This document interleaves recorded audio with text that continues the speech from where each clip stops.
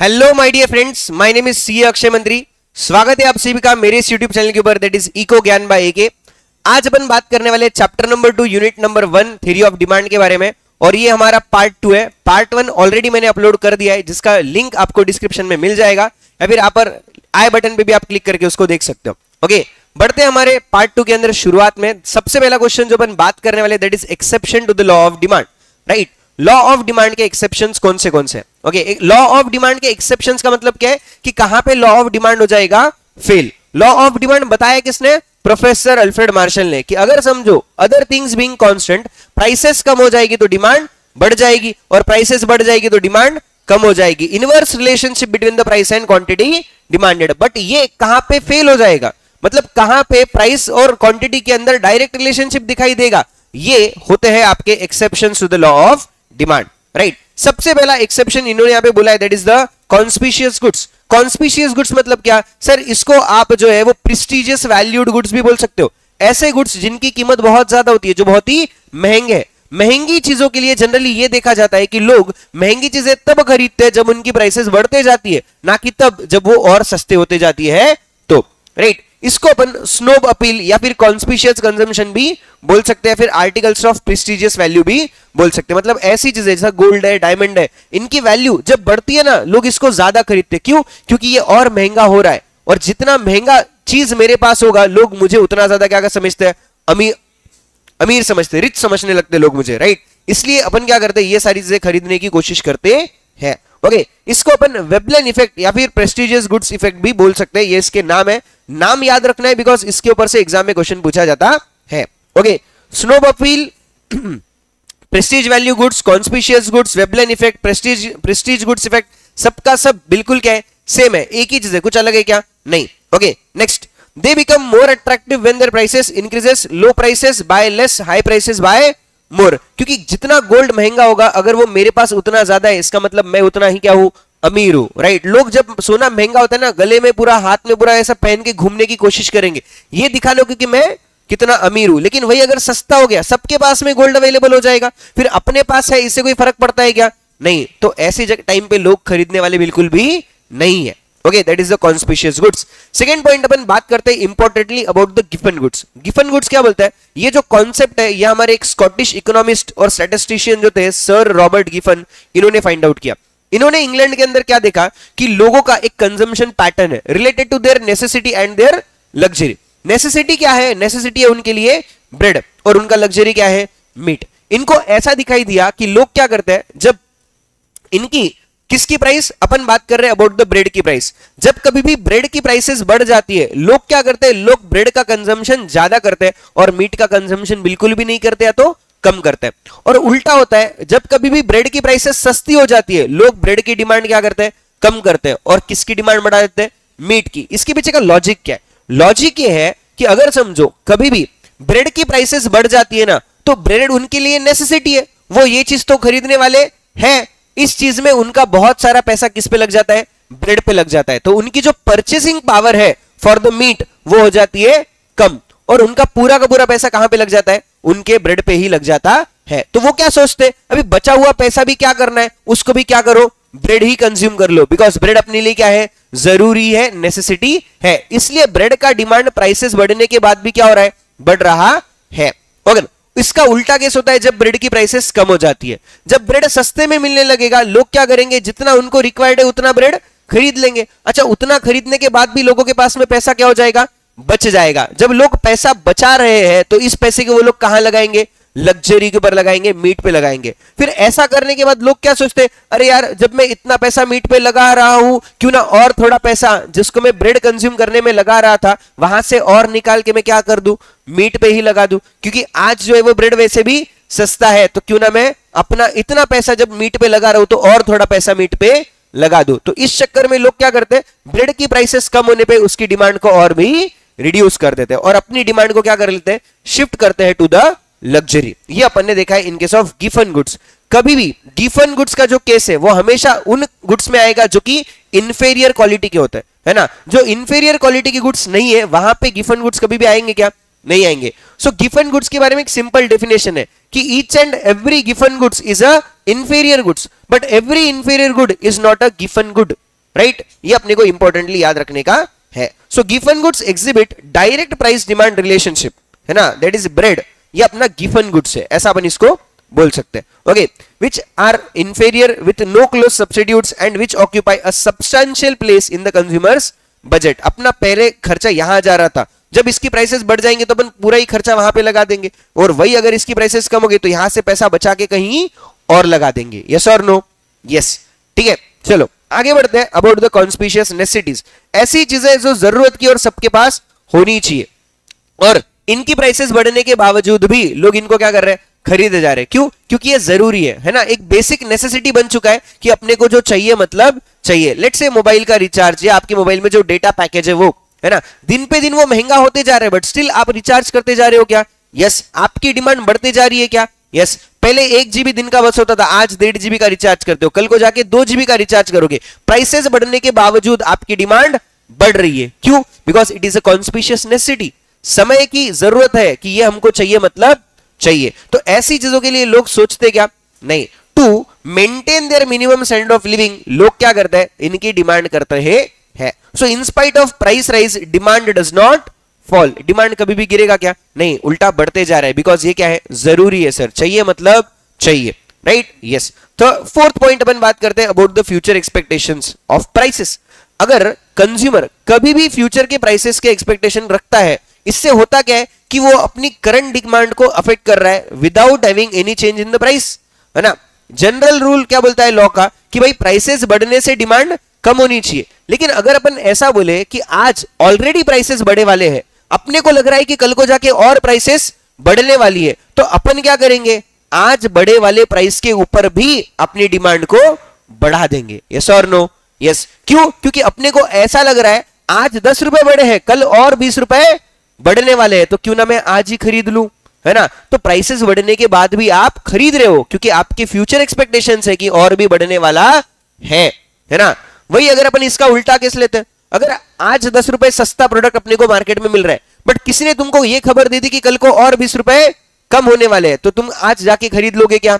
नहीं, तुम उसको कब खरीदोगे? कल को खरीदोगे, क्योंकि कल और सस्ता मिलने वाला है। तो लोअर प्राइसेस होने के बाद भी आपने आपकी डिमांड बढ़ाई नहीं फॉर द करंट टाइम। क्यों? क्योंकि आपको ऐसा लग रहा है कि कल को और सस्ता मिलने वाला है, तो मैं कब खरीदूं? कल। So this is an exception to the law of demand कि कभी भी अगर आप फ्यूचर एक्सपेक्टेशंस रखते हो प्राइसेस के बारे में, तो आपकी करंट डिमांड पे आप असर कर रहे हो, और which is exceptional to the law of demand. जैसा लॉ में बोला है वैसा आप बिहेव कर रहे हो क्या? नहीं, क्योंकि आपके क्या है, फ्यूचर एक्सपेक्टेशंस है। Okay, yes. Next point is incomplete information and irrational behaviour. अगर समझो किसी भी बायर के पास में पूरी इंफॉर्मेशन नहीं है रिलेटेड टू प्रोडक्ट का क्वालिटी, प्रोडक्ट का प्राइस, मार्केट प्राइस जो भी है, अगर मुझे पता नहीं है मार्केट में जिस प्राइस में मिल रहा है उस प्राइस में मैं खरीद के लेके आ जाता हूं, तो ये मेरे लिए क्या हो गया, इनकम्प्लीट इंफॉर्मेशन। एक्चुअली मार्केट में उसमें सस्ता मिलना चाहिए था, मैंने महंगे में खरीद के लेके आ गया, या फिर ज्यादा प्राइस में मैंने क्या कर लिया, ज्यादा डिमांड कर लिया, बिकॉज मुझे तो उसका एक्चुअल प्राइस पता था क्या? नहीं, दैट इज इनकम्प्लीट इंफॉर्मेशन। या फिर अगर समझो कोई ऐसा पर्सन है जिसका बिहेवियर बिल्कुल भी इररेशनल है, वो एक नॉर्मल पर्सन के हिसाब से सोच रहा है क्या? नहीं, उसको बड़ी जल्दी है, उसको चाहिए मतलब चाहिए, उसके लिए वो जरूरी है, उसकी एक हैबिचुअल गुड्स है वो, तो क्या करेगा, वो कितना भी पैसा देके उसको खरीद लेगा। Irrational behaviour. वो एक नॉर्मल पर्सन के हिसाब से सोच रहा है क्या? नहीं, वो एक इररेशनल बिहेवियर रखता है ना। लेट्स से अगर अपन बात करते हैं अबाउट द मेडिकल्स वगैरह, है ना, या फिर अगर हम बात करते हैं कोई भी चीज जो आपको जरूरी है, आप उसके लिए कितना भी पैसा देने को तैयार हो क्या? यस। फिर वो आपको महंगे में क्यों ना मिले, है ना। अगर समझो किसी पर्सन को दारू पीने की तलब है, अभी वो उसका बिहेवियर दारू के लिए क्या हो जाएगा, इररेशनल। उसको आप बॉटल कितनी भी महंगी दो, क्या वो खरीदने को तैयार है क्या? Yes, because he is having a irrational behaviour. ज्यादा प्राइस होने के बाद भी उसकी डिमांड ज्यादा ही है, कम हो रही है क्या?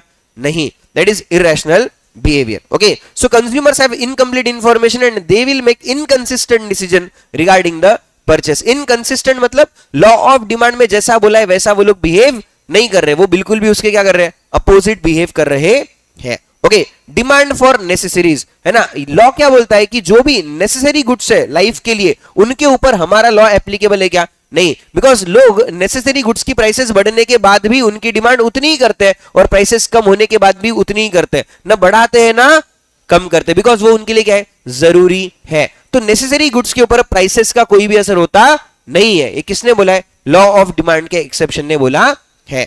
Okay, next point about your speculative goods. Speculative goods में अपन कंसीडर करते हैं about the stocks, shares, mutual funds and all.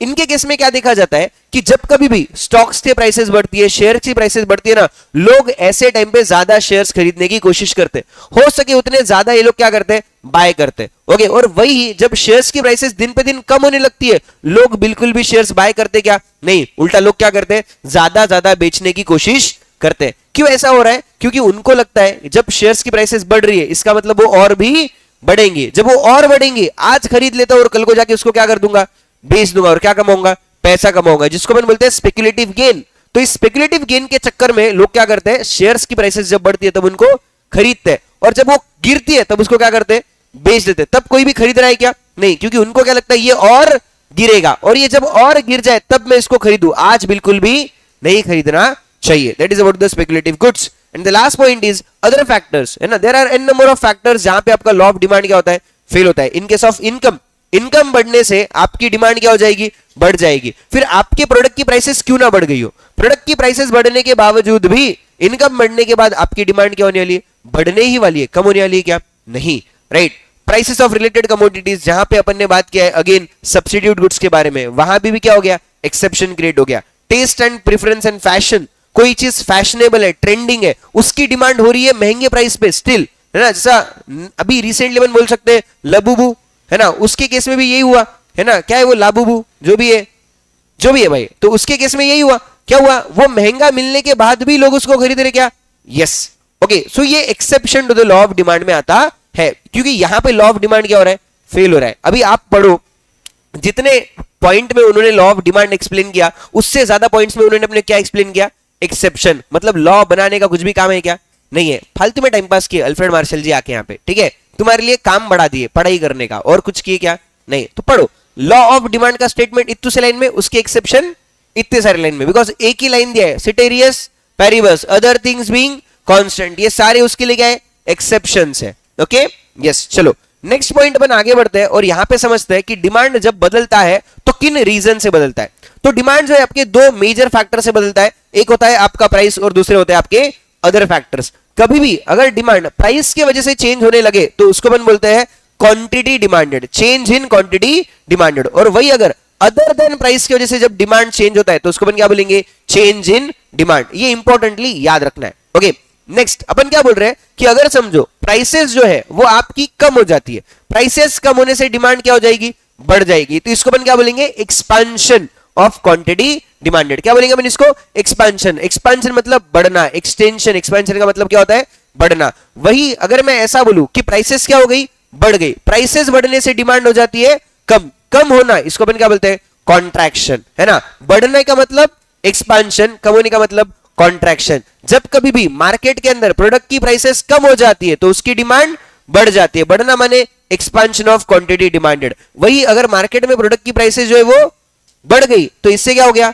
Demand कम हो गई, इसको क्या बोलेंगे अपन, contraction of quantity demanded. Yes और नो, यस। ओके, इसका होता है उल्टा केस। क्या बोल रहा हूं अपन, देखो अदर फैक्टर्स के बारे में। अदर फैक्टर्स में क्या बोला है, जो भी आपके अदर देन प्राइस डिटरमिनेंट्स है उसके अंदर अगर फेवरेबल चेंज आया, फेवरेबल मतलब क्या, आपके लिए अच्छा है, तो उसको क्या बोलेंगे, फेवरेबल। अगर आपके लिए फेवरेबल चेंजेस आए जिससे आपकी डिमांड क्या हो गई, बढ़ गई, उससे हम बोलते हैं इंक्रीज इन डिमांड, है ना। अदर देन प्राइस जो भी सारे फैक्टर्स है उसमें फेवरेबल चेंजेस आते हैं तो उससे आपकी डिमांड बढ़ जाएगी, उसको अपन क्या बोलते हैं, इंक्रीज इन डिमांड। वही अगर अनफेवरेबल चेंजेस आ गए तो वहां पे डिमांड क्या हो जाएगी, कम, उसको हम क्या बोलेंगे, डिक्रीज इन डिमांड बोलेंगे। क्या बोलेंगे, डिक्रीज इन डिमांड बोलेंगे। यस, इसके एक्सेप्शंस और इसके एग्जांपल्स यहां पे लिख रखे हैं, आप ये एग्जांपल्स पढ़ सकते हो वीडियो को पॉज करके, है ना। अपन आगे बढ़ते हैं और देखते हैं इसके ग्राफ के बारे में, about expansion, contraction and increase and decrease. Expansion के केस में क्या होता है, बोला प्राइसेस के कम होने से डिमांड बढ़ जाती है। लेट्स से अज्यूम करते हैं कि पहले आपका प्राइस कितना था, 10 रुपीज। अभी इस ग्राफ पे पूरा ध्यान दो, ये ग्राफ मैं तुमको एक्सप्लेन कर रहा हूं।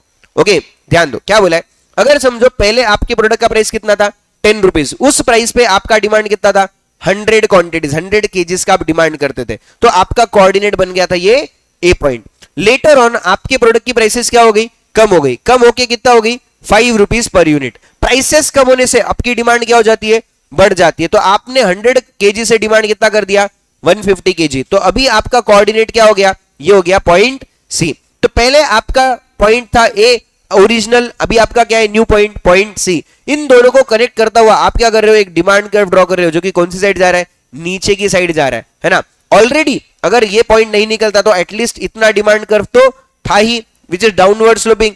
अभी सी पॉइंट नीचे आने से और ये क्या कर रहा है, नीचे की ओर मूवमेंट कर रहा है। क्या कर रहा है, नीचे की ओर मूवमेंट। तो इन case of expansion of quantity demanded, demand curve के अंदर क्या होगा, डिमांड कर्व के अंदर होगा मूवमेंट। कौन सा वाला, डाउनवर्ड मूवमेंट होगा। कौन सा वाला मूवमेंट होगा, डाउनवर्ड मूवमेंट होने वाला है। सबको जल्दी से कमेंट में भी लिखना है क्या होगा, यहाँ पे डाउनवर्ड मूवमेंट होने वाला है। वही अगर मैं ऐसा बोलता हूं कि पहले प्राइस 10 रुपए थी, क्वांटिटी 100 केजीज का था, प्राइसेस बढ़ के कितनी हो गई 15 रुपीज पर केजी। अभी डिमांड कितना हो गया, कम। प्राइसेस के बढ़ने से डिमांड हो जाता है कम, तो 100 से कितना हो गया 50। अभी आपका कोऑर्डिनेट आ गया ये बी पॉइंट, यस और नो, यस। अभी क्या हुआ, यहां पे ध्यान दो, पहले ऑलरेडी इतना डिमांड कर्व था, ए पॉइंट जो आपका ऑलरेडी कोऑर्डिनेट है।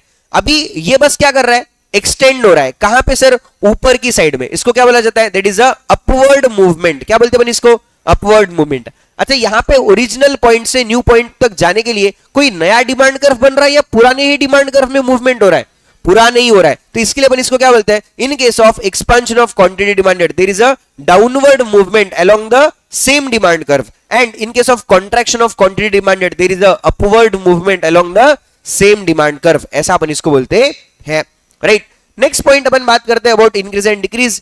इंक्रीज एंड डिक्रीज के ग्राफ पे ध्यान दो, बहुत ही सिंपल सा ग्राफ है। क्या हो रहा है यहाँ पे कि आपकी जो प्राइस है वो बिल्कुल भी क्या है, कांस्टेंट, यानी कि एक चीज है constant, that is your price, और जो अदर फैक्टर्स है उसमें क्या हो गए, चेंजेस आ गए। Either it be income, either it be prices of related commodities, trend, fashion, कुछ भी रहने दो, उसमें क्या हुआ, चेंज आया। उसके वजह से आपकी डिमांड क्या हो गई, बढ़ गई। There is a favourable change, जिससे आपकी डिमांड क्या हो गई, बढ़ गई। डिमांड बढ़ने से देखो, प्राइस 10 रुपए था, वही का वही है। पहले आपकी क्वांटिटी कितनी थी, 100 केजीज। अभी आपकी क्वांटिटी डिमांडेड बढ़ के कितना हो गया, 120 KGs. Price remaining the constant, पहले कोऑर्डिनेट ए था, अभी कोऑर्डिनेट क्या है, बी है ना। तो अपना डिमांड कर्व हमेशा क्या होता है, डाउनवर्ड स्लोपिंग। अभी इस डाउनवर्ड स्लोपिंग डिमांड कर्व से आप इस बी पॉइंट को कनेक्ट कर सकते हो क्या, नहीं। इसलिए यहां पे क्या बनेगा, एक नया डिमांड कर्व बनेगा, which is again a downward sloping. और इसके लिए अपन क्या बोलते हैं, in case of increase in demand, अपने कर्व के अंदर क्या दिखाई देगा, राइटवर्ड शिफ्ट दिखाई देगा। क्या दिखाई देगा, राइटवर्ड शिफ्ट, या फिर अपन इसको राइट हैंड साइड शिफ्ट भी बोल सकते हैं। क्या बोलेंगे अपन इसको, राइट हैंड साइड शिफ्ट भी अपन इसको बोल सकते हैं, in case of your increase in demand. वही इसका उल्टा केस होता है इन case of decrease in demand. Decrease in demand में क्या होगा, price remaining constant, other factors जो भी है उसके अंदर क्या हुआ, अनफेवरेबल चेंजेस आ गए। अनफेवरेबल मतलब जो आपके लिए अच्छे नहीं है ना। इन सबसे हुआ क्या, इन सबसे आपकी डिमांड हो गई कम। तो पहले आपका डिमांड था 100 केजी, अभी कितना हो गया, 80 केजी। तो यहां पे क्या हो गया, आपकी डिमांड हो गई कम। तो ये आपका ओरिजिनल डिमांड कर्व dd, और ये आपका new demand curve that is d2 d2। अभी ये जो नया डिमांड कर्व बना है, ये पुराने के कहां है, लेफ्ट हैंड साइड है। कहां पे है, लेफ्ट हैंड साइड। तो इसके लिए क्या बोला है, इन case of decrease in demand आपका डिमांड कर्व क्या करेगा, लेफ्ट हैंड साइड शिफ्ट करेगा, या लेफ्टवर्ड शिफ्ट अपने को उसके अंदर दिखाई देने वाला है। ये सिंपल से एमसीक्यूज के लिए अपने को यहां से याद रखना है। एक बढ़िया सा समरी भी यहां पे मैंने नोट्स में लिख रखा है। अगर आपको नोट्स चाहिए तो लिंक डिस्क्रिप्शन में अवेलेबल है, आप वहां से जाके ये नोट्स देख सकते हो। ओके, यस, ये सारा का सारा नोट्स फॉर्म में यहां पे आप लिख रखा है।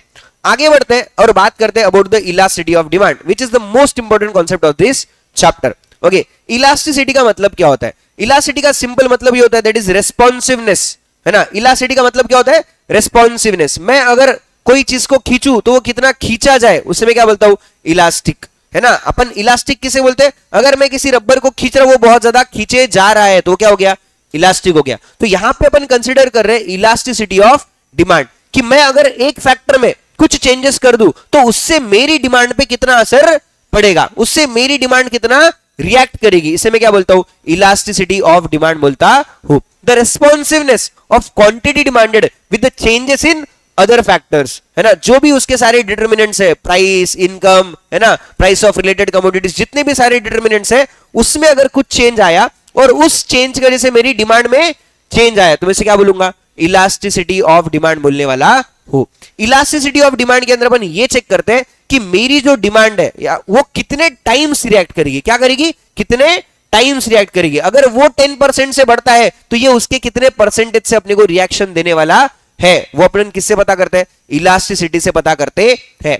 अभी अगर समझो आपका जो रिस्पॉन्सिवनेस है अगर वो 1 से ज्यादा है, इसका मतलब वो क्या है? इलास्टिक है। अगर वो 1 से कम है, इसका मतलब वो क्या है? इन इलास्टिक होता है ना। अगर वो ज्यादा रिएक्ट कर रहा है तो आंसर क्या होगा? Greater than 1। अगर वो कम रिएक्ट कर रहा है तो आंसर क्या होगा? Less than 1। अभी यहां पे सिंपल क्वेश्चन पूछा है कि प्राइस अगर 10 रुपए है और डिमांड 100 रुपए है और प्राइस बढ़ जाती है 20 रुपए तो डिमांड कितना होगा, है ना। यहां पे आप ऐसा आंसर नहीं दे सकते कि आंसर 50 हो जाना चाहिए। There is no point of doing the cross multiplication. यहां पे आपको सिर्फ यही बोलना पड़ेगा कि भाई हमको एक ही चीज पता है कि प्राइसेस के बढ़ने से डिमांड कम होती है, तो it will be less than 100। सिर्फ और सिर्फ क्या बोल सकते हो? Less than 100। बट ये कितना कम हुआ ये आपको पता नहीं है। ये पता चलेगा कब? जब आपको ये पता चल जाएगा कि आपका प्रोडक्ट इलास्टिक है या इनइलास्टिक है, वो कितना रिएक्ट करता है। जब आपको ये पता होगा तभी आप इसका आंसर दे सकते हो, है ना। डायरेक्टली आप ये कभी बोल नहीं सकते। क्यों नहीं बोल सकते सर? क्योंकि लॉ ऑफ डिमांड अपने को सिर्फ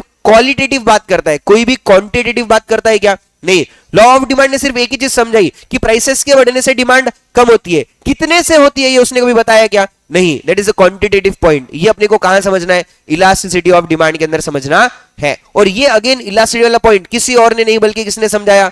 एकच भगवान प्रोफेसर अल्फ्रेड मार्शल, राइट। उनकी जय बोलो और आगे बढ़ो, देखो तुम बिल्कुल पास हो जाओगे, है ना। यस। अभी देखो एक ऑब्जर्वेशन है। ऑब्जर्वेशन क्या बोल रहा है? इन केस ऑफ टीवी अगर समझो 10% से प्राइसेस कम हो जाती है तो उसकी डिमांड कितने से बढ़ गई? 30% से। मतलब डिमांड ज्यादा रिएक्ट कर रही है क्या? यस। इसका मतलब ये क्या है? रिएक्टिव है। क्या ये? रिएक्टिव है ना। ये ज्यादा रिस्पॉन्स कर रही है to the change in price. वही इन केस ऑफ सॉल्ट का डिमांड की अगर मैं बात करूं, अगर आप सॉल्ट की प्राइसेस 50% से बढ़ा दो तब भी लोगों की डिमांड में कोई खास असर पड़ेगा क्या? नहीं। क्यों? क्योंकि ये क्या है? जरूरी है। प्राइसेस के बढ़ने के बाद भी लोगों की डिमांड पे ज्यादा असर पड़ेगा क्या? नहीं पड़ेगा। इसका मतलब इसका रिस्पॉन्सिवनेस बिल्कुल भी क्या है? कम है। इसको अपन क्या बोल सकते हैं? इन इलास्टिक बोल सकते हैं। क्या बोल सकते हैं? जल्दी से बोलो कमेंट के अंदर, क्या बोलेंगे? इन इलास्टिक बोलने वाले हैं। ओके चलो, अभी इलास्टिसिटी ऑफ डिमांड के अंदर अपन यहाँ पे 4 पॉइंट्स पढ़ने वाले हैं। ओके, सबसे पहले अपन पढ़ेंगे price elasticity of demand. Okay, price elasticity of demand का मतलब क्या है? ध्यान दो। Degree of responsiveness of quantity demanded of a goods to a change in price of the variables. मतलब किसी भी प्रोडक्ट का या किसी भी सर्विस का प्राइस कितने से चेंज हुआ और उसके वजह से उसके डिमांड पे कितना असर आएगा, उसकी डिमांड कितने से चेंज होगी, ये रेस्पॉन्सिवनेस कैलकुलेट करना मतलब क्या है? Price elasticity of demand calculate करना है। कि अगर मैं ऐसा बोलूं कि प्रोडक्ट की प्राइसेस 10% से बढ़ जाती है तो उसकी डिमांड 20% से कम हो गई, मतलब डिमांड ने क्या किया? ज्यादा रिएक्ट किया, है ना। तो ये जो रेस्पॉन्सिवनेस है ये कैलकुलेट करना मतलब क्या है? Price elasticity of demand calculate करना, है ना। तो यहां पे अपने को क्या करना है? अपने को बहुत ही अच्छे से हर एक प्रोडक्ट का इलास्टिसिटी कैलकुलेट करना जरूरी है। Because while doing the pricing decision अपने को प्रोडक्ट का इलास्टिसिटी पता होना चाहिए। अगर अपने को अपने प्रोडक्ट का प्राइस इलास्टिसिटी पता नहीं है तो अपने को बिजनेस में बहुत सारे लॉसेस हो सकते हैं। कि अगर ये पता ना होते हुए आपने अगर प्रोडक्ट की प्राइसेस को सेल चेंज किया तो आपके सेल्स पे उसका क्या पड़ेगा? असर दिखाई आपको देने वाला है। Okay, so it helps in doing the pricing decisions. ये अपने को वहां पे इंपॉर्टेंट है। ओके, अभी बात करते हैं सर ये कैलकुलेट कैसे करना है। इसको कैलकुलेट करने के 4 मेथड्स है। सबसे पहला मेथड क्या बोलता है? दैट इज परसेंटेज मेथड और रेशियो मेथड अपन जिसको बोल सकते हैं। जिसका फॉर्मूला लिया है that is percentage change in quantity demanded divided by percentage change in price, है ना। क्वांटिटी में कितने परसेंटेज चेंज आया और डिवाइड बाय प्राइस में कितने परसेंटेज चेंज आया, बस इसका रेशियो निकालो, आपका आंसर आ जाएगा कि आपका इलास्टिसिटी कितना है। ओके सर, अभी इंपॉर्टेंट पॉइंट है how to calculate the percentage change in price. Okay, या percentage change in quantity. Percentage change कैसा निकाला जाता है? एक बेसिक क्वेश्चन है, ध्यान दो, बहुत बच्चे यहां पे गलती कर देते हैं। ओके, परसेंटेज निकालने का एक सिंपल तुमको मैंने फॉर्मूला दिया था, new minus old divide by old into 100, है ना। न्यू क्या सर? जो भी आपको कैलकुलेट करना है उसका न्यू ले लो। लेट्स से अगर मैं परसेंटेज चेंज इन प्राइस निकाल रहा हूं तो मुझे क्या लेना पड़ेगा? New price minus old price divide by old price into 100। वही अगर मैं परसेंटेज चेंज इन क्वांटिटी निकाल रहा हूं तो मैं क्या करूंगा? New quantity demanded minus old quantity demanded divide by old quantity into 100, है ना। फंडा बिल्कुल भी सिंपल है। While doing the calculation of percentage change formula क्या रहेगा? New minus old divide by old into 100। Okay, so new price minus old price divide by old price into 100, new quantity minus old quantity divide by old quantity into 100। ये कर लोगे तो आपका answer आ जाएगा। इसके और फॉर्मूलेस इलैबोरेट यहां पे किए वाले देखो, change in quantity demanded divide by original quantity into original price divide by change in price. अब ये कैसे डिराइव होता है इसका डिटेल डिस्कशन अपन ने रेगुलर क्लास में कल रखा है, आपको पता हो ये मैं अज्यूम करके चल रहा हूं, राइट। बढ़ते आगे देखो, इसका एक सिंपलेस्ट फॉर्मूला अपन ने दिखाता है, delta Q divide by Q into P divide by delta P. What this delta means? Delta means change and this Q means quantity. Change in quantity divide by original quantity into price divide by change in price. Okay yes, ये एक simple basic सवाल अपन यहां पे discuss कर चुके। Another important point जो MCQ के हिसाब से अपने को बहुत ज्यादा ध्यान में रखना है कि while doing the calculation of price elasticity of demand, negative sign को बिल्कुल भी इग्नोर करना है। आपको कहीं पे भी नेगेटिव साइन अगर दिखाई देता है तो उसको क्या करो, इग्नोर करो, उसको कंसिडर नहीं करना है, बिकॉज इट इज कंपल्सरीली कि यहां पे हमेशा हमेशा हमेशा price elasticity of demand negative ही होने वाला है, वो कभी भी पॉजिटिव नहीं हो सकता। नहीं होने के पीछे का रीजन है there is inverse relationship between the price and quantity demanded, क्योंकि एक बढ़ेगा तो दूसरा कम होना है या एक कम होगा तो दूसरा बढ़ना है। एक तो पक्का है कि कोई ना कोई तो क्या होगा, नेगेटिव होने ही वाला है। जब आइदर डिनोमिनेटर या आइदर न्यूमरेटर कोई भी नेगेटिव होगा तो आंसर हमेशा क्या होगा, नेगेटिव ही आएगा, राइट। इसलिए क्या बोले वाला है, price elasticity of demand is always negative but exceptional. याद रखना, अगर समझो एग्जाम के अंदर तुमको एमसीक्यूज में अगर दो ऑप्शन दिए वाले, one is a positive and another is a negative, same number है, तो अगर वो आपका आंसर है तो हमेशा किसको चूज करेंगे आप, नेगेटिव को चूज करोगे, है ना। Always select the option which is given as a negative, अगर वो आपका करेक्ट आंसर है तो। और अगर समझो आपके पास में नेगेटिव ऑप्शन नहीं दिया है, सिर्फ और सिर्फ पॉजिटिव ऑप्शन दिया है और आखिरी में क्या बोला है, नन ऑफ दिस, तो हमेशा पॉजिटिव ऑप्शन को ही टिक करके आना है, नेगेटिव को टिक नहीं करना है, राइट। ये भी अपने को याद रखना है। एंड लास्ट पॉइंट इंपॉर्टेंटली ये था कि while doing the calculation of price elasticity of demand, अगर आपको बोला है calculate the coefficient of price elasticity of demand, तो हमेशा आंसर क्या होगा, पॉजिटिव ही होगा। अगर ऑप्शन में आपको नेगेटिव भी दिख रहा है तब भी आप किसको सिलेक्ट करके आओगे, पॉजिटिव को ही सिलेक्ट करोगे, कोई और ऑप्शन आपको सिलेक्ट करना नहीं है। क्लियर रहेगा सबको? यस। अभी इंपॉर्टेंट पॉइंट अगेन एमसीक्यू के हिसाब से क्या बोला है, price elasticity of demand ranges from minus infinity to approach zero. अब ये minus infinity to approach zero क्यों बोल रहा है, क्योंकि आपका प्राइस इलास्टिसिटी हमेशा क्या होगा, नेगेटिव ही होगा, माइनस ही होगा। तो वो माइनस इंफिनिटी से कहां तक आ सकता है, जीरो तक आ सकता है। जीरो के आगे जा सकता है क्या, नहीं, बिकॉज जीरो के आगे क्या है, पॉजिटिव है, और प्राइस इलास्टिसिटी कभी भी पॉजिटिव नहीं होता है। इसके लिए इसका रेंज क्या है, minus infinity to zero. Clear रहेगा सबको? यस, एमसीक्यू के अंदर ऐसा ऑप्शन दिया जा सकता है। ओके चलो नेक्स्ट पॉइंट आगे बढ़ते हैं, अबाउट द सेकंड मेथड जिसको अपन पॉइंट इलास्टिसिटी मेथड भी बोलते हैं।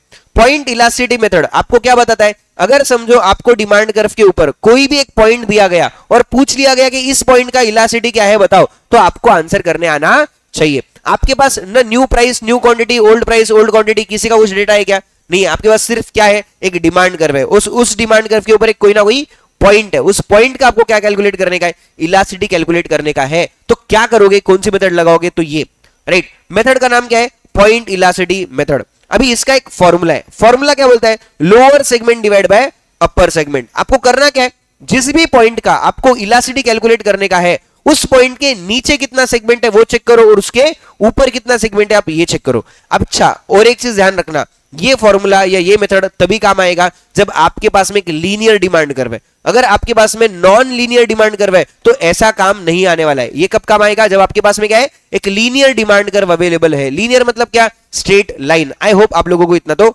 आता ही होगा। आता है कि नहीं, फटाफट डिमांड के बारे में बताओ। ओके चलो, अपन क्या बोल रहे हैं यहाँ पे, about the price elasticity, right, in case of point method. अभी ये सामने आपकी एक डिमांड कर्व है। ओके, डिमांड कर्व के ऊपर कई सारे पॉइंट्स अपन ने बनाए वाले। अज्यूम करते हैं कि यहाँ पे इस पूरे डिमांड कर्व के मिड पॉइंट पे अगर अपन एक पॉइंट लेते हैं, okay, this is named as A. ये पूरा आपका डिमांड कर्व है। डिमांड कर्व का नाम क्या है, ये स्मॉल टी से लेके capital T. This is your downward sloping demand curve, है ना। अभी इस डिमांड कर्व के एकदम बीचों बीच मैंने एक पॉइंट ले लिया which is named as a point A. अभी इस पॉइंट के नीचे जितना सेगमेंट है ऊपर भी उतना ही सेगमेंट है, और अपना फॉर्मूला क्या बोलता है, lower segment divide by upper segment. अगर मैं इसके नीचे का सेगमेंट इज इक्वल्स टू ऊपर का सेगमेंट मतलब निकालता हूं तो दोनों भी क्या हो जाएंगे, सेम ही है। कुछ अलग है क्या, नहीं, because it is a mid point. Let's say कुछ एग्जांपल समझने के लिए अपन यहाँ पे क्या करते हैं, इस ईच एंड एवरी ब्लॉक को अपन एक 2-2 सेंटीमीटर का ब्लॉक मानते हैं। कितने कितने सेंटीमीटर का? 2-2। अभी मुझे बताओ इस ए के नीचे कितना सेगमेंट है? 4 सेंटीमीटर, और ए के ऊपर कितना है? 4 सेंटीमीटर। तो 4 divide by 4, answer will be 1। तो यहां पे इस ए पॉइंट के ऊपर आपका इलास्टिसिटी क्या हो जाएगा? इक्वल टू 1 होने वाला है। वही अगर मैं इस एक्स पॉइंट, एक्स एक्सिस के ऊपर जो है मेरा कैपिटल टी वाला पॉइंट है, ओके, यहां पे अगर मैं इलास्टिसिटी कैलकुलेट करने की कोशिश करूं, अभी इस टी पॉइंट के नीचे कितना पार्ट है? कुछ भी नहीं है, 0। और ऊपर कितना पार्ट है? 8 सेंटीमीटर। लोअर सेगमेंट कितना है सर? 0। और अपर सेगमेंट कितना है? 8। 0 divide by 8, answer will be 0, है ना? 0 divide by any number, answer will be 0। तो यहां पे आपका इलास्टिसिटी क्या होगा? 0 होने वाला है at the point of x axis. वही अगर मैं वाई एक्सिस पे जाता हूं जहां पे मेरा स्मॉल टी है, अभी अगर मैं यहां पे इलास्टिसिटी कैलकुलेट करने की कोशिश करूं, lower segment divide by upper segment. Lower segment कितना है सर? 8। अपर कितना है? 0। Any number divided by 0, answer will be infinity, right? तो इस पॉइंट पे वाई एक्सिस पे मेरा इलास्टिसिटी कितना हो जाएगा? इंफिनिटी होने वाला है। Okay, yes. अभी आते हैं इन दोनों के बीच में, मिड पॉइंट और एक्स एक्सिस, इन दोनों के बीच में अगर मैं कोई भी पॉइंट लूं, इस पॉइंट पे मेरा इलास्टिसिटी कितना होगा, है ना? अगर मैं अज्यूम करता हूं कि मैंने यहां पे एक पॉइंट लिया है, ओके, दिस पॉइंट, इसको नाम दे देते अपन, लेट्स से बी। अभी इस बी पॉइंट के नीचे कितना सेगमेंट है? 2 सेंटीमीटर। ऊपर कितना है? 6 सेंटीमीटर, है ना? Lower segment divide by upper segment, 2 divide by 6, answer कितना हो जाएगा? 0.33, विच इज लेस देन 1। इसका मतलब अगर मिड पॉइंट और एक्स एक्सिस, इन दोनों के बीच में कोई भी पॉइंट लिया जाए और वहां पे इलास्टिसिटी अगर कैलकुलेट करी जाए, तो हमेशा क्या होगी? लेस देन 1 ही होने वाली है। वो 1 से ज्यादा हो सकती है क्या? नहीं हो सकती। और वही अगर मैं ऐसा बोलूं कि मिड पॉइंट और वाई एक्सिस, इन दोनों के बीच में अगर कोई भी पॉइंट लूं और वहां पे इलास्टिसिटी चेक करूं, let's say this point C is taken as, है ना?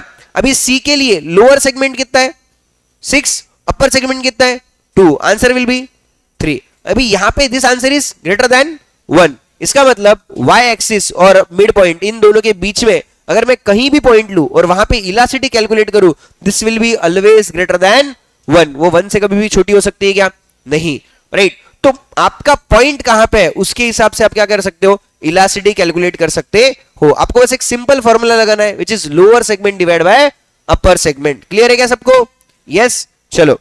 तो आपका अगर मिड पॉइंट रहा तो इलास्टिसिटी इक्वल टू 1, अगर आपका एक्स एक्सिस पे पॉइंट रहा तो elasticity equal to 0, Y axis पे रहा तो इंफिनिटी, वाई एक्सिस और मिड पॉइंट के बीच में रहा तो ग्रेटर देन 1, और मिड पॉइंट और एक्स एक्सिस के बीच में रहा तो लेस देन 1। आप देखो इधर से ऊपर की ओर जा रहे हो, नीचे से ऊपर की ओर जा रहे हो ना, तो वैसे वैसे आपका इलास्टिसिटी क्या हो जा रहा है? बढ़ते जा रहा है। ओके, ये एक छोटा सा पॉइंट भी आप याद रख सकते हो, फॉर ऐसा बोल सकते हैं क्विकली अपने को याद रहे ट्रिक, उसके लिए आप इसको ऐसे भी याद रख सकते हो।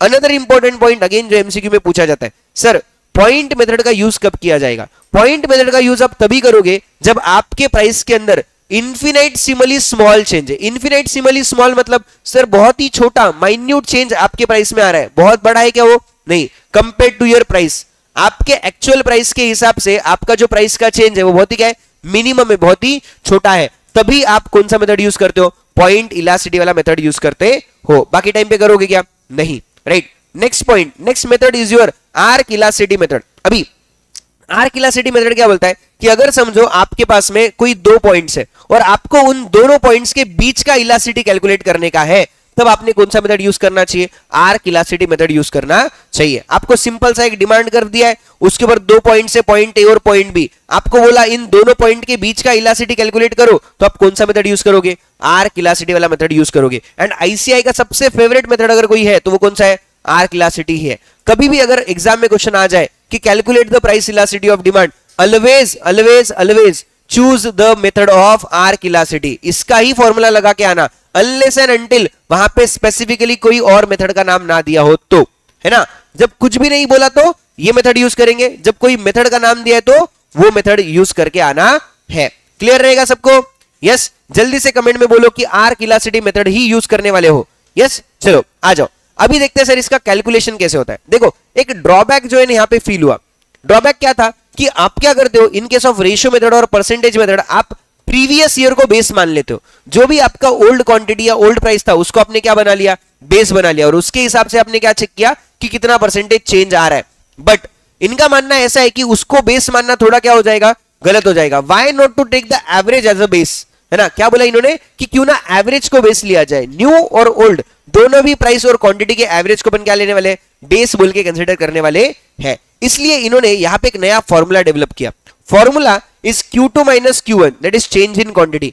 पहले अपन Q1 को बेस लिया करते थे, इन्होंने क्या बोला Q2 plus Q1 divide by 2, average को आप क्या करो, बेस लो, इनटू ओरिजिनल प्राइस के जगह पे इन्होंने अगेन क्या लिया, बेस लिया एवरेज का, that is P2 plus P1 divide by 2 and whole divide by P2 minus P1, that is change in price. इसको इलेबोरेट करते करते ये फॉर्मूला क्या बन गया, Q2 minus Q1 divide by Q2 plus Q1 into P2 plus P1 divide by P2 minus P1। तो ये formula आपको याद रखना है और हमेशा यही फॉर्मूला आपको क्या करना है, यूज करने का है। ओके, फॉर्मूला सब जन एक साथ मेरे साथ बोलेंगे, Q2 minus Q1 divide by Q2 plus Q1 into P2 plus P1 divide by P2 minus P1, right. चलो अभी कुछ इंपॉर्टेंट पॉइंट्स जो आपको याद रखने हैं, मैंने ऑलरेडी यहाँ पे बोल दिए, वही सारे पॉइंट्स यहाँ पे लिख रखे, नोट्स में आपको सब कुछ मिल जाएगा। ओके, क्वेश्चन भी हमने यहाँ पे एक सॉल्व किया था, find out the price elasticity, है ना, फ्रॉम द आर्क मेथड। तो आपको जब ये नोट्स मिलेंगे आप उसके अंदर प्रिंट आउट करके ये सॉल्व कर लेना, ठीक है। चलो थर्ड मेथड की ओर बढ़ते हैं, दैट इज टोटल आउटले और टोटल एक्सपेंडिचर मेथड। अभी fourth method use total outlay total expenditure method. Again ये मेथड किसने डेवलप किया, ये मेथड डेवलप किया हमारे और कोई नहीं बल्कि एक ही भगवान, that is professor Alfred Marshall. इन्होंने प्रोफेसर अल्फ्रेड मार्शल ने क्या बोला कि अगर समझो कभी आपको एग्जैक्टली इलास्टिसिटी कितना ये कैलकुलेट नहीं करना है, बस आपको इतना ही बताना है कि वो प्रोडक्ट का डिमांड इलास्टिक है या इनइलास्टिक है, तो आप क्या कर सकते हो, आप टोटल एक्सपेंडिचर मेथड का यूज ले सकते हो। टोटल एक्सपेंडिचर मेथड के अंदर आपको दो चीजें कैलकुलेट करना है या दो चीजें कंसीडर करनी है, वो है उस प्रोडक्ट का प्राइस और उस प्रोडक्ट के ऊपर आपका होने वाला टोटल एक्सपेंडिचर। आपको डिमांड से कुछ भी लेना देना नहीं है, तो डिमांड पे ध्यान दो क्या मत दो। किन दो चीजों के रिलेशनशिप की अपन यहाँ पे बात कर रहे हैं, एक होता है प्राइस और दूसरा होता है उसका एक्सपेंडिचर, है ना। अगर समझो प्राइस और एक्सपेंडिचर इन दोनों के बीच में डायरेक्ट रिलेशनशिप आपको दिखाई दे रहा है, क्या बोला मैंने, अगर समझो प्राइस और एक्सपेंडिचर इन दोनों के बीच में क्या है, डायरेक्ट रिलेशनशिप। मतलब क्या कि प्रोडक्ट की प्राइसेस बढ़ने से उसके ऊपर होने वाला आपका खर्चा भी क्या हो जाता है, बढ़ जाता है, या फिर प्रोडक्ट की प्राइसेस कम होने से उसके ऊपर होने वाला आपका खर्चा भी कम होता है। दोनों के बीच में क्या है, प्रोडक्ट की प्राइस और उसका एक्सपेंडिचर। डिमांड की बात नहीं कर रहा हूं, इंपॉर्टेंटली ध्यान देना, किसकी बात कर रहा हूं मैं, प्रोडक्ट की प्राइस और उसके एक्सपेंडिचर की। प्रोडक्ट की प्राइस बढ़ी, खर्चा बढ़ गया, प्राइस कम, खर्चा कम। इन दोनों के बीच में अगर डायरेक्ट रिलेशनशिप हो तो आपका जो डिमांड है वो कैसा है, इन इलास्टिक है, ऐसा आप स्ट्रेट फॉरवर्डली बोल सकते हो। कुछ भी कैलकुलेट करने की जरूरत है क्या, नहीं है। वही अगर मैं ऐसा बोलूं कि प्रोडक्ट की प्राइसेस बढ़ने से उसके ऊपर होने वाला अपना खर्चा क्या हो गया, कम हो गया, या फिर प्रोडक्ट की प्राइसेस कम होने से उसके ऊपर होने वाला खर्चा क्या हो गया, बढ़ गया। When there is a inverse relationship between the price and total expenditure of the product, उसका जो डिमांड रहेगा वो कैसा रहेगा, बिल्कुल भी इलास्टिक होने वाला है। याद रखना, ये मेथड आपको एग्जैक्ट आंसर नहीं देती, ये मेथड सिर्फ आपको इतना बताती है कि आपका जो प्रोडक्ट है उसकी डिमांड या तो इलास्टिक है या तो इनइलास्टिक है। एग्जैक्ट आंसर मिलने वाला है क्या, नहीं। So these are the two cases, direct relationship रहा तो इनइलास्टिक डिमांड, और अगर इनवर्स रिलेशनशिप रहा तो इलास्टिक डिमांड। इसको याद रखने के लिए अपन एक छोटा सा एग्जांपल दिया था या कोड दिया था, that is DIIE, direct relationship inelastic demand और इनवर्स रिलेशनशिप इलास्टिक डिमांड, ऐसा आप बोल सकते हो। इलास्टिक डिमांड है इसका मतलब इलास्टिसिटी क्या होगा, ग्रेटर देन 1। इनइलास्टिक डिमांड है इसका मतलब इलास्टिसिटी क्या होगा, less than 1। And the third case क्या बोलता है कि आपकी प्राइसेस में चेंज आने के बावजूद भी अगर आपका जो टोटल एक्सपेंडिचर है वो बिल्कुल भी क्या है, कांस्टेंट है, वो ना बढ़ता है ना कम होता है, चाहे प्राइसेस बढ़ो या कम हो, कुछ भी हो, एक्सपेंडिचर पे फर्क पड़ रहा है क्या, नहीं। तो ऐसे केस में आपका जो इलास्टिसिटी रहेगा that will be equal to 1। कितना रहेगा, इक्वल टू 1 रहने वाला है। ये तीन केसेस अपन ने डिस्कस किए, इसके अगेन एग्जांपल्स भी मैंने यहाँ पे लिख रखे, तो आप ये बिल्कुल एग्जांपल्स भी सॉल्व कर सकते हो। जैसा ही अपन ने टोटल एक्सपेंडिचर मेथड के बारे में बात किया, सेम अपन टोटल रेवेन्यू मेथड के बारे में भी सोच सकते हैं, because someone's expenditure is another's revenue. अगर आपके लिए कोई चीज खर्चा है तो किसी ना किसी के लिए क्या है, कमाई है। देखो एक्सपेंडिचर का और रेवेन्यू दोनों का फॉर्मूला बिल्कुल भी सेम है। क्या होता है फॉर्मूला, प्राइस इंटू क्वांटिटी। मैंने कितने प्रोडक्ट क्या प्राइस का प्रोडक्ट खरीदा और कितने क्वांटिटी खरीदा, इससे मेरा क्या डिफाइन होगा, खर्चा कितना है, और जिसने बेचा है उसके लिए क्या डिफाइन हो जाएगा, उसकी कमाई कितनी है। तो टोटल रेवेन्यू और टोटल एक्सपेंडिचर दोनों भी क्या होते हैं, सेम ही होते हैं। तो प्राइस और टोटल रेवेन्यू का भी रिलेशनशिप अगर आप देखोगे, अगर ऐसा ही है तो वैसे ही आपकी डिमांड अपन इलास्टिक या इनइलास्टिक बोल सकते हैं। इंपॉर्टेंटली ध्यान दो। चलो अगेन यहां पे अपन इफेक्ट्स को दो कैटेगरीज में डिवाइड करते हैं, एक होता है प्राइस इफेक्ट और एक होता है क्वांटिटी इफेक्ट।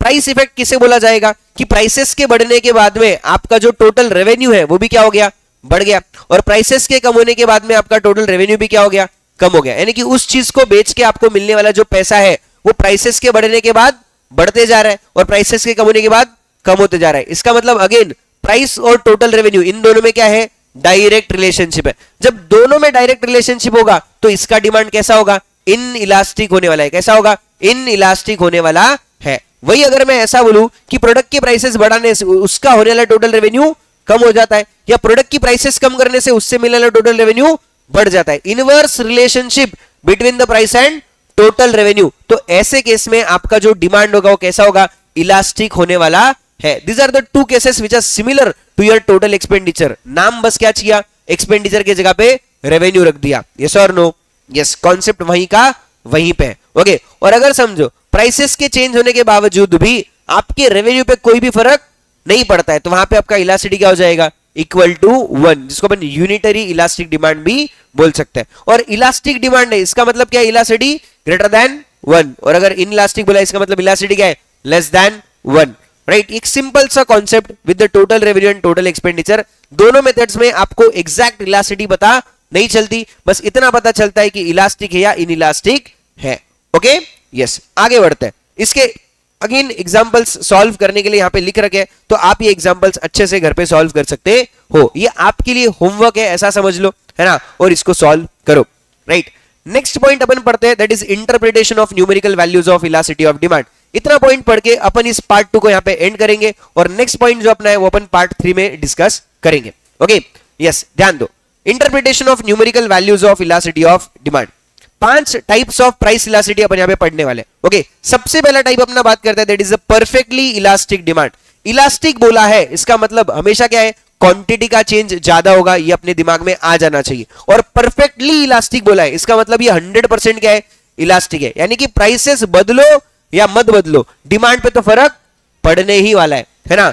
अभी परफेक्टली इलास्टिक डिमांड का मतलब क्या है कि अगर समझो आपकी जो प्रोडक्ट की प्राइसेस है या तो उसमें बिल्कुल भी कोई चेंज नहीं आता है या तो उसमें बिल्कुल भी स्लाइड चेंज आता है, और आपकी डिमांड पे आपको एक ड्रास्टिक और बहुत सिग्निफिकेंट चेंज अगर आपको दिखाई दे रहा है, इसका मतलब आपका डिमांड कैसा है, परफेक्टली इलास्टिक डिमांड है। प्राइसेस के चेंज ना होने के बावजूद भी आपका डिमांड क्या हो रहा है, चेंज हो रहा है, that is your perfectly elastic demand, है ना। ऐसे केस में यहां पे आप ग्राफ पे ध्यान दो, ऐसे केस में क्या होगा, यहां पे बोला है price is your constant, but आपका डिमांड पहले क्यू था, अभी क्या हो गया, बढ़ के Q1 हो गया, या तो कम होके क्या हो गया, Q2, price remaining the constant. तो आपका जो डिमांड करवा रहा है ना, इन सभी कोऑर्डिनेट्स को मिला के वो कैसा रहा है, बिल्कुल भी straight line parallel to X axis. इसको अपन हॉरिजॉन्टल डिमांड कर्व बोलते हैं। क्या बोलते हैं अपन इसको, हॉरिजॉन्टल डिमांड कर्व बोलते हैं। अभी यहां पे आपका इलास्टिसिटी कितना होगा, इस पे ध्यान दो। देखो अपन ने क्या बोला, इन case of perfectly elastic demand कि प्राइस में बिल्कुल भी चेंज नहीं आ रहा है और चेंज सारा का सारा किसमें, क्वांटिटी डिमांडेड में है। तो अज्यूम करता हूं कि मेरा जो क्वांटिटी डिमांडेड है वो कितने से बदला, 50% से, और प्राइस कितने से बदली, 0 से, है ना। तो any number divided by 0 answer will be infinity, है ना। तो इसलिए इन case of perfectly elastic demand मेरा जो इलास्टिसिटी ऑफ डिमांड होता है वो कितना होता है, इंफिनिटी होता है ना। ये अपने को याद रखना है, 4 चीजें हमेशा यहां पे याद रखनी है। सबसे पहला, परफेक्टली इलास्टिक डिमांड का मतलब क्या है। दूसरा, कि यहां पे कौन ज्यादा बढ़ रहा है, कौन कम बढ़ रहा है। तीसरा, यहां पे डिमांड कर्व कैसा दिखाई देता है, और चौथा, यहां का इलास्टिसिटी होता कितना है। हर एक इसमें आपको अगर ये 4 पॉइंट्स याद है तो आपके सारे एमसीक्यूज यहां पे सॉल्व हो जाएंगे, ठीक है। चलो okay, next is perfectly inelastic demand. अभी इनइलास्टिक बोला इसका मतलब क्या हो गया, लेस देन 1 हो गया, है ना। मतलब डिमांड ज्यादा रिएक्ट करने वाली है क्या, नहीं।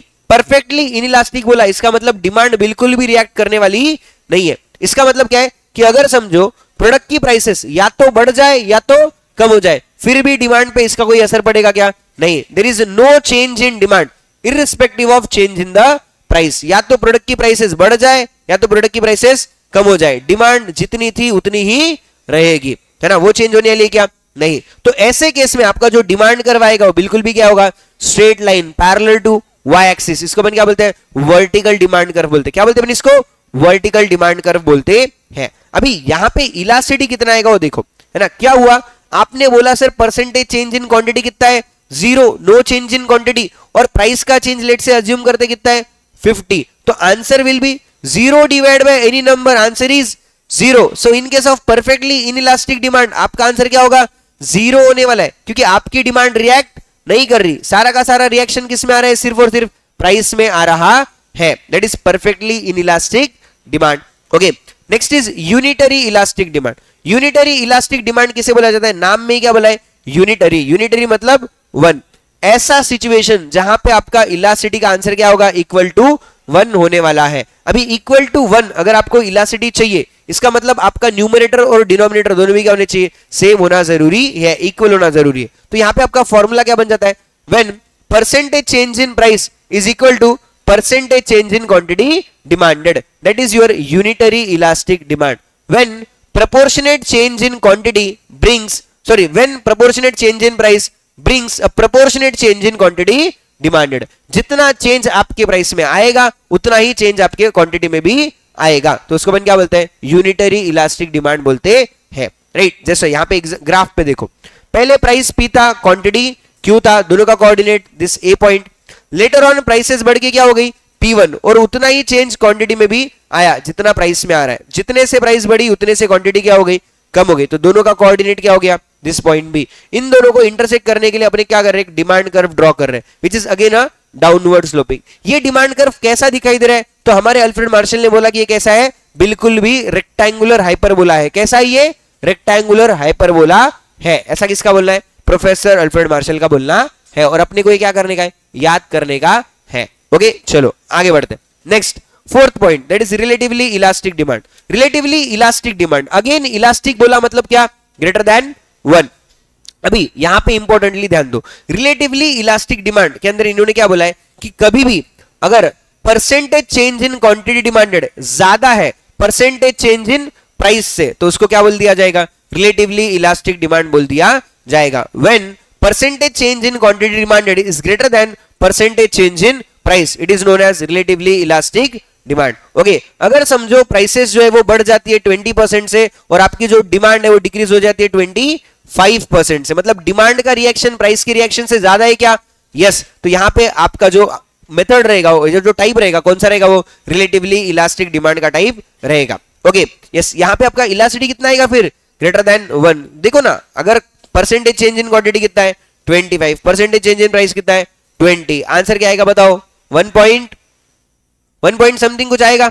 यस, कैलकुलेट करके जल्दी से कमेंट में लिखो क्या आंसर आने वाला है। ओके, 1 पॉइंट समथिंग, तो ग्रेटर देन 1 रहना कंपलसरी है। ओके, चलो ध्यान दो। नेक्स्ट, पहले क्या बोल रहा हूं मैं, प्राइस था P, क्वांटिटी था Q, ये दोनों का कोऑर्डिनेट आ गया।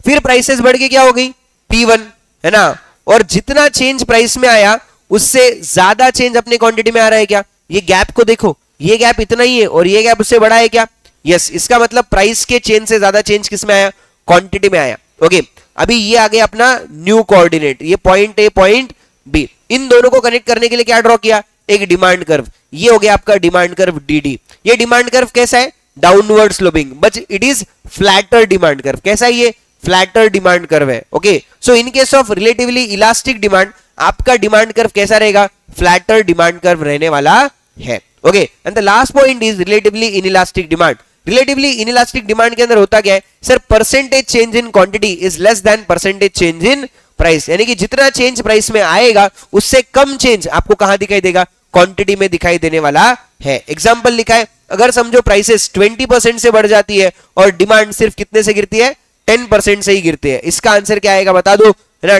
10 divide by 20 that is 0.5 which is less than 1। Okay, so यहां पे आपका जो इलास्टिसिटी हो क्या है, लेस देन 1 हो जाता है। और यहां पे आपका जो डिमांड कर्व है उस पे ध्यान देते हैं। ओके, डिमांड कर्व कैसा दिखाई दे रहा है, फटाक से देखो।